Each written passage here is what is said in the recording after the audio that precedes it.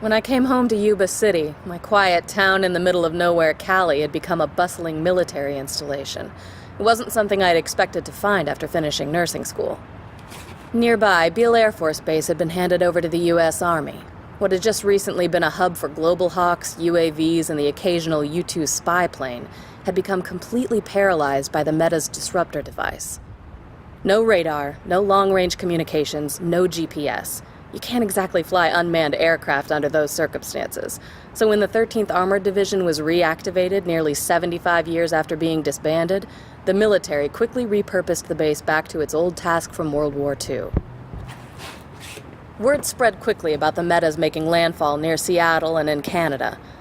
When I signed up, the Army wasted no time in training me as a combat medic. Of course, as geography would have it, I was immediately assigned to the 13th Armored Division. As a commissioned officer, I was given a small command of young soldiers. Together with the rest of the 13th, we were thrown into combat almost immediately. We stopped the Metas from moving farther south at Hilt, but it became obvious to the Army that if we planned on winning this war, something had to be done about the disruptor. For this reason, the 10th Special Missions Unit was formed. We were supposed to travel by rail cross-country, then sail out across the Atlantic and start our search in Europe. The Russians were our first target. But those of us in the 2nd Platoon ended up having to drive across the U.S. to the East Coast. I lost most of my platoon along the way.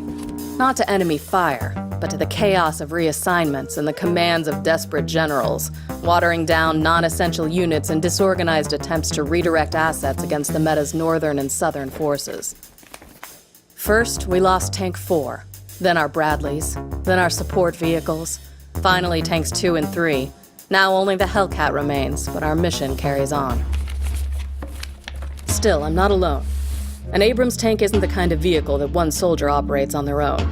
It's not an independent machine where the pilot just jumps in and releases all hell upon the enemy. The Hellcat's a team effort.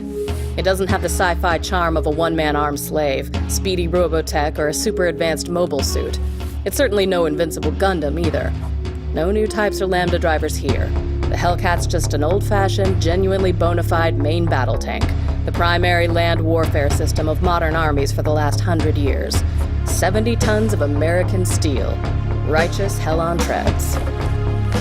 Also, I just thought I'd mention that I had a roommate in college who was really into anime model making and that mecha warrior stuff. Not that I've ever... just FYI. But anyway. You see, one person shouldn't do everything. Take Specialist McMillan, for example. She operates the main gun. So while I search for targets and focus on our attack plan, she does what no one else can do better. Aim and shoot. Speed, size, distance, movement, windage, weather, the curvature of the Earth, these are all factors I get to blatantly disregard. Not because they don't matter, but because Millie fills the role as an extension of myself that's able to deal with these things in a focused manner a commander with other responsibilities couldn't possibly match. But it's not just the gunner and commander that make the Abrams so deadly. There's Corporal Adams, our driver. She handles the tedious task of watching where we're going. There are a lot of things out there that can kill a tank, not just enemy AT vehicles. Mines, IEDs, impossible terrain. If we get stuck in the mud, we're a sitting duck. If we roll over, it doesn't matter how expensive our machine is, it's game over. Hera gets the Hellcat into battle and out of trouble fast. Speaking of fast, I can't forget to mention Private First Class Winters, our loader. Sure, many modern battle tanks utilize mechanical autoloaders, but none of them can chamber a round as fast as Lexi. Not only that, I have full control of what types of rounds she loads. Autoloaders can only select from a handful of preset round types, and all that machinery takes up space and power to operate. Lexi doesn't have those limitations. She doesn't jam, she doesn't break down, and she's just a verbal command away from locking and loading any type of 120mm ammunition we have on hand. She can think on her feet, make decisions on her own, and when not loading, she's an invaluable extra set of eyes scanning for the enemy. Now, staying on mission has been tough. We've been driving from base to base, refueling and rearming when we can, running into moderate enemy resistance and sporadic friendly units rushing around to put out fires. It seems that everyone's attempting to halt the PLA's advance. They've clearly brought the fight to us. If we could just get overseas, we're anxious to return the favor. Having to stop and find fuel every couple of 100 miles doesn't exactly make tactical planning easy. That, and you can't exactly pull up to your local gas station and kindly ask for 500 gallons of jet fuel. But we may have just remedied that problem.